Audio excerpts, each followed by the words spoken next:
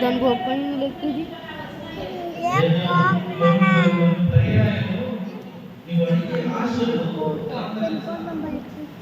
కావాలి అన్నట్టు అడుగుతారు. నీ చిత్తమైతే ప్రభావ ఇచ్చే దేవుడిని రిక్వెస్ట్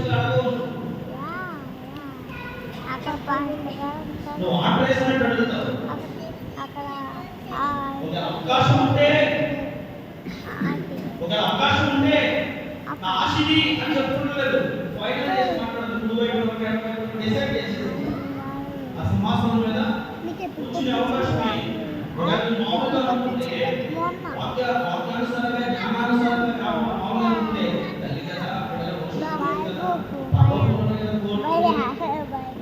అని అనుకోవచ్చు. అక్కడికి దేవుడు చెప్పాడు కాబట్టి ఒక మాట చెప్తాను. 19వ అధ్యాయం 28వ వచనం మత్తయి సువార్త 19వ నేను చెప్తాను. ప్రపంచపు జన్మమును మనిషి కుమారుడు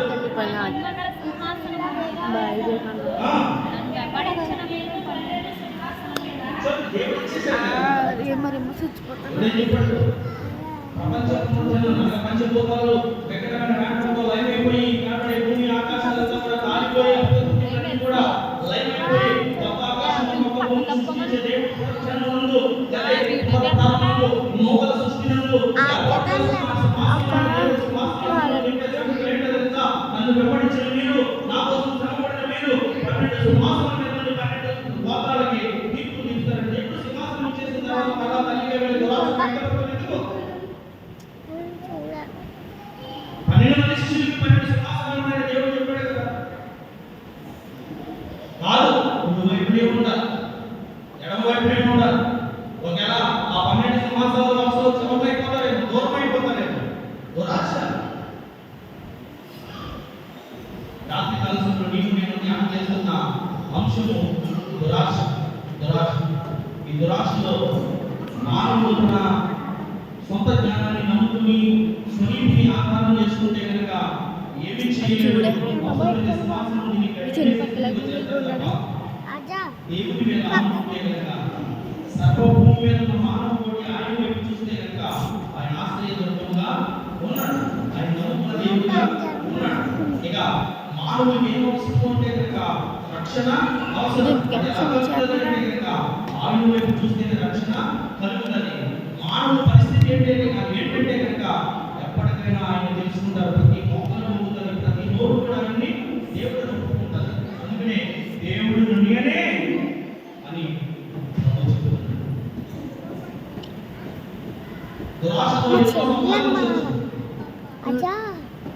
కానీ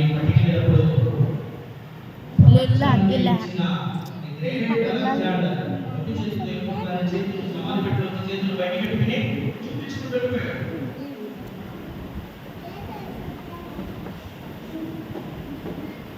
ఎన్నో సంవత్సరాలు బతికేయాలి అని కష్టపడి ఆశలు కూర్చుని లెక్కలేనంత విస్తారంగా సంపాదించి ప్రాణం జరుపుతున్న ధనవంతులు ఏమైపోయాడు? నరకానికి వెళ్ళిపోయాడు. ప్రాణము తాను సంతోషించు అనేక సంవత్సరాలు సరిపడగలిగిన ఆస్తిని వచ్చేసాడు. అనుభవించాడంటే కనుక ఆయనకి తెలియదు. కానీ ఆస్తి మాత్రం దురాశ ఎక్కువగా కలిగే పాప్ సింగర్ అయిన మైకేల్ జాక్సన్ 150 సంవత్సరాలు ఖచ్చితంగా బతకాలని ప్రపంచంలో ఉన్న వైద్యులందరినీ దగ్గర పెట్టుకున్నాడు. 26 సెంచరీలు చేయించుకున్నాడు. ఒకసారి ఒక నాటకం కింద మార్చుకుంటాం ఎన్నో సెంచరీలు చేయించుకున్నాడు. 150 సంవత్సరాలకి 55 సంవత్సరాలకి ఉపయోగించి వెళ్ళిపోయాడు.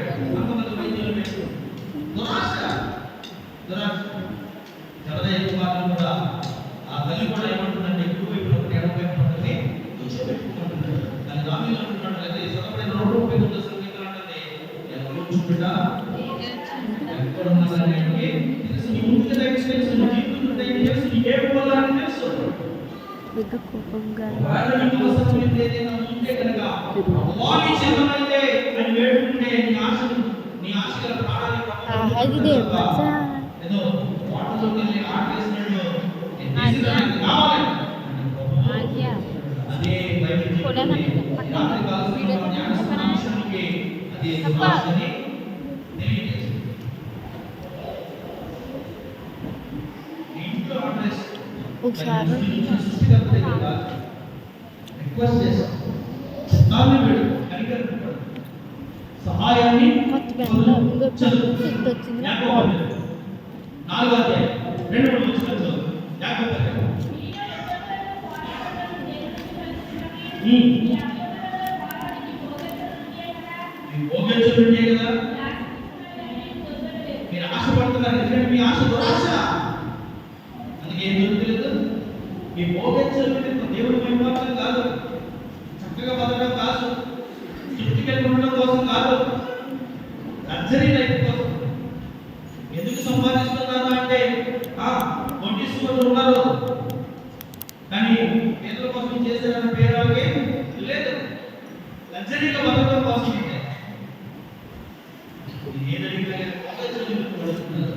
దేవుని మహిమార్థమే, అందుకే ఆయనకు లేదు.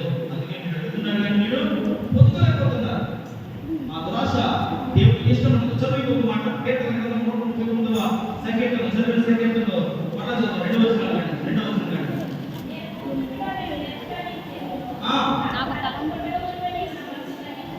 వారికి తలంపు పుట్టక ముందే ఆయనకి తెలుసు.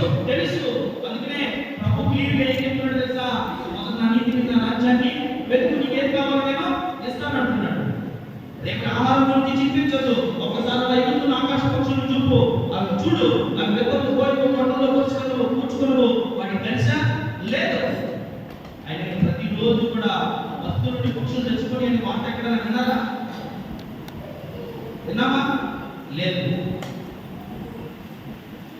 ప్రతి పక్షి కూడా, ప్రతి జీవరాశి కూడా ఆ చేతిలో ఆహారాన్ని ప్రతిరోజు.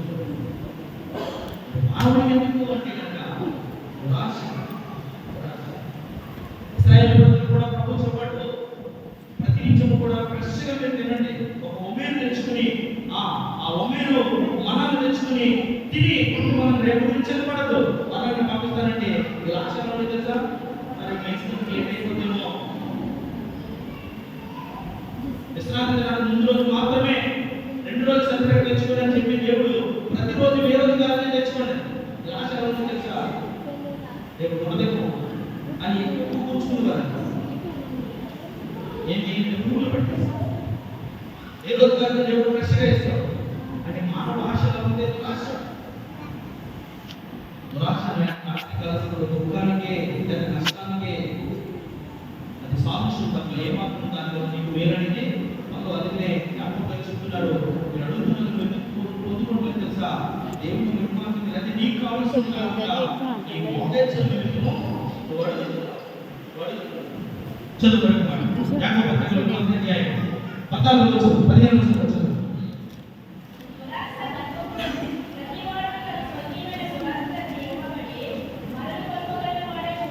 ఎవరన్నా ప్రతివాడు మానవుడు ఆశాజీవి. కానీ ఆశల్లో రకాలు ఉన్నాయి. వారు కుమారులు ఉన్నారు, అందులోకి వెళ్ళాలని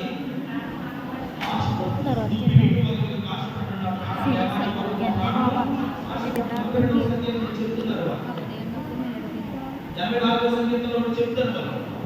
మందిరానికి వెళ్ళే ఆశ ఉండాలి. కానీ ప్రతి ఒక్కరు ఎలా ఉన్నాడంట? ఆశ వచ్చింటే ఎనబడి మరుడుపడి ఏంటి అంటే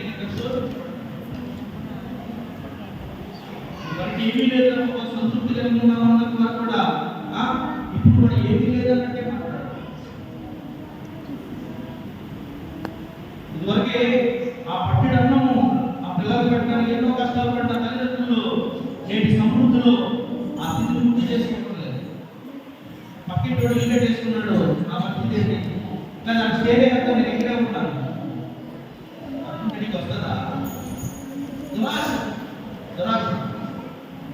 చదువు మాట తీర్పు రాసిన పత్రిక 2వ అధ్యాయం 2వ అధ్యాయం 12వ వచనం చదువు.